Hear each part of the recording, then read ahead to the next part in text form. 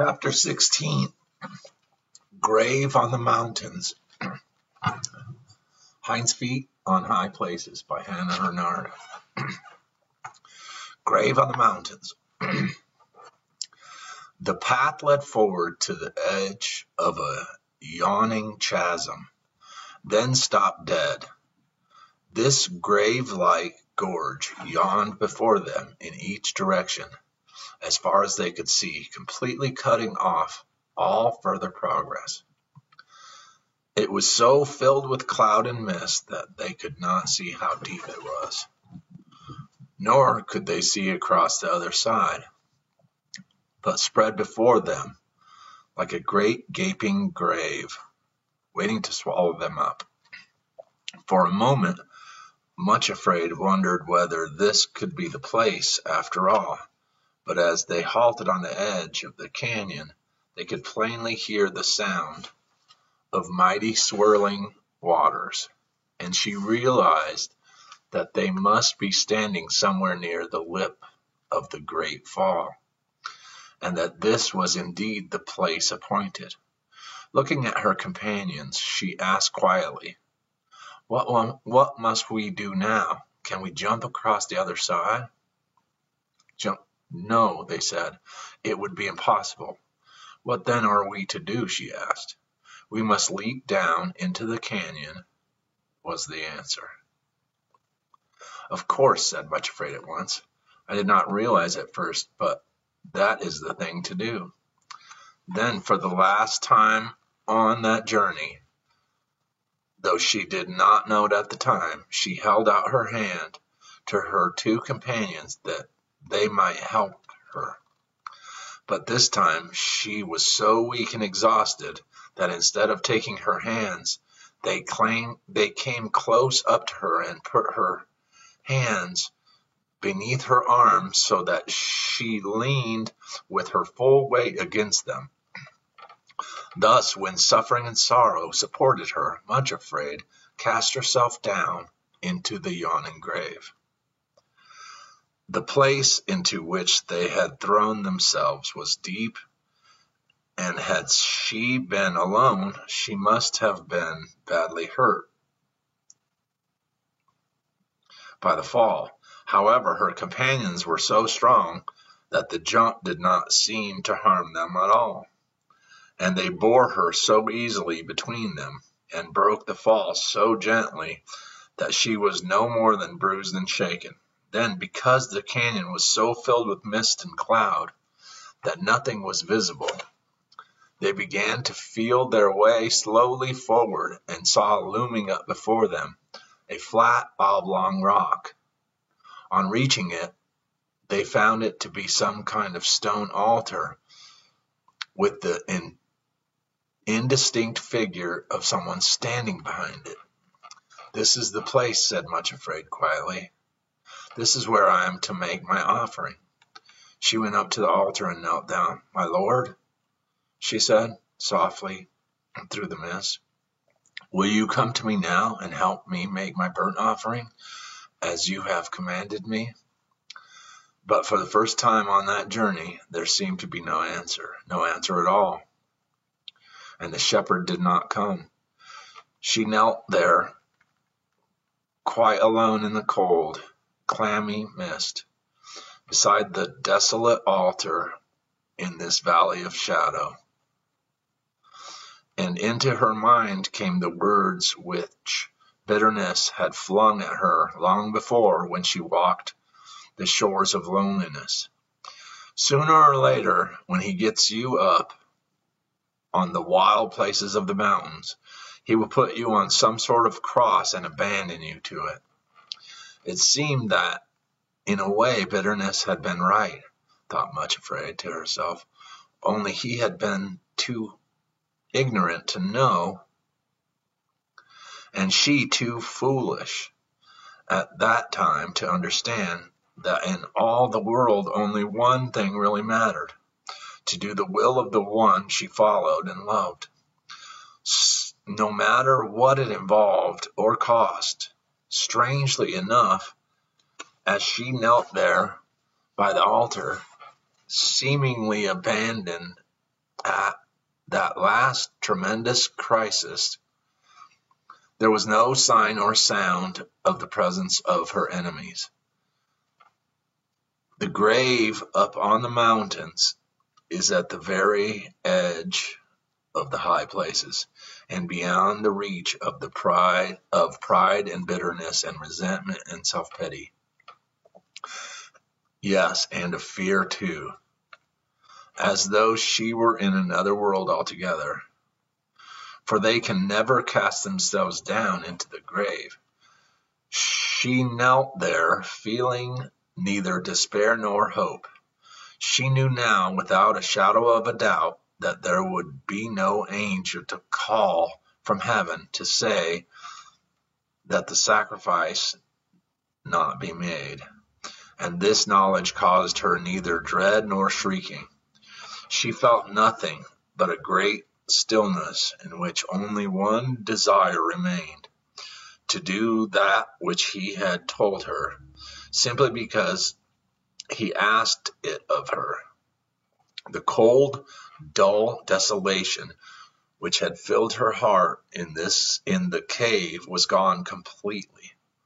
One flame burned there steadily, the flame of concentrated desire to do his will. Everything else had died down and fallen into ashes.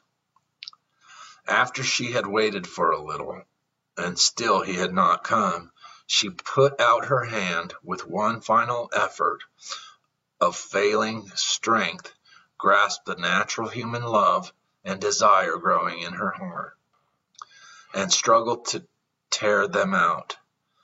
At the first touch, it was a tough anguish pierced through her every nerve and fiber, and she knew with a pang almost of despair that the roots had wound and twined and thrust themselves into every part of her being.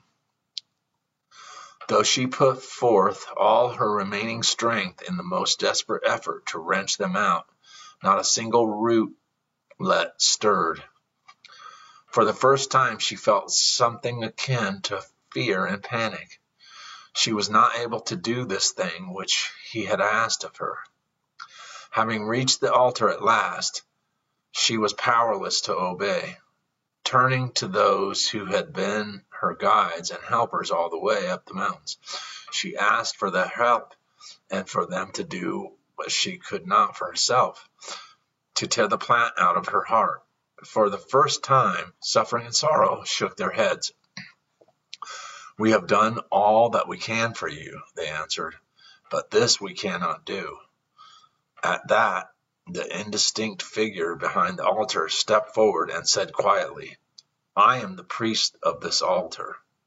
I will take it out of your heart, if you wish." Much Afraid turned toward him instantly. "Oh, thank you," she said. "I beg you to do so." He came and stood beside her, his form indistinct and blurred by the mist, and then she continued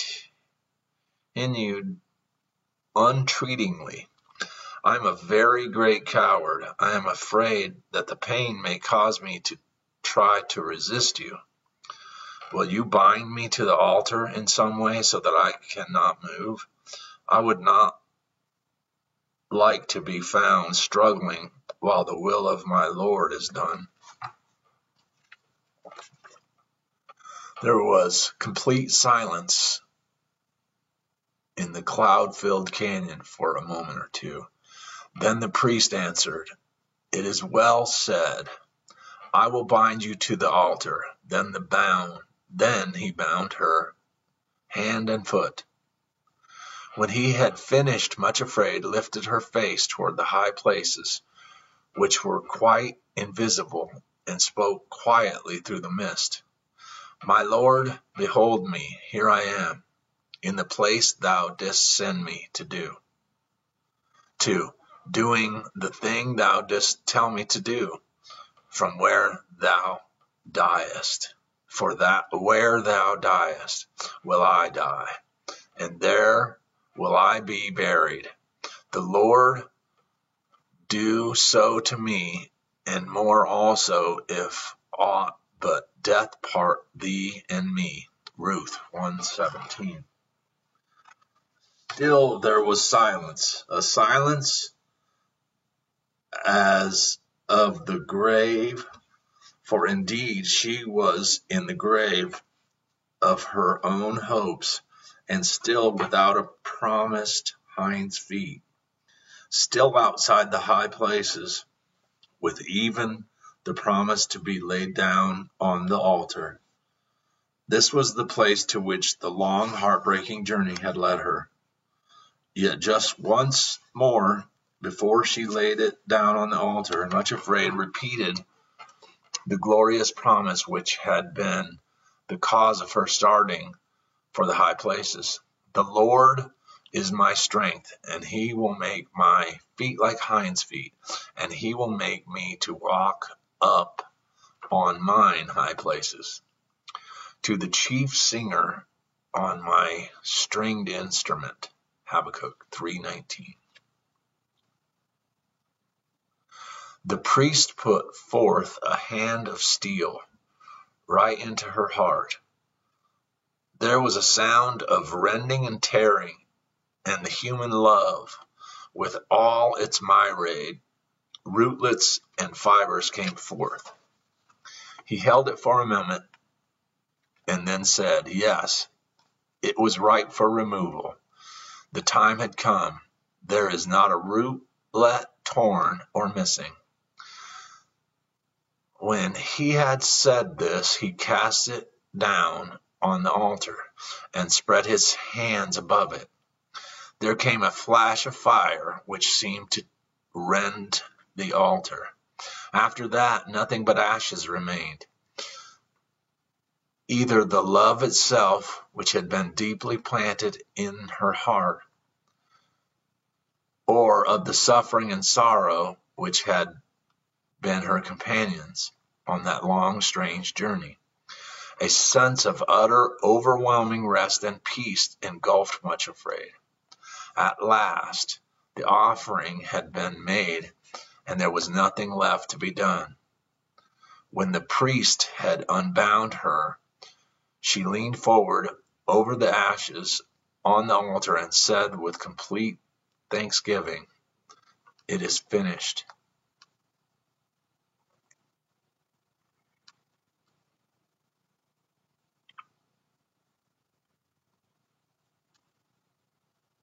Then, utterly exhausted, she fell asleep.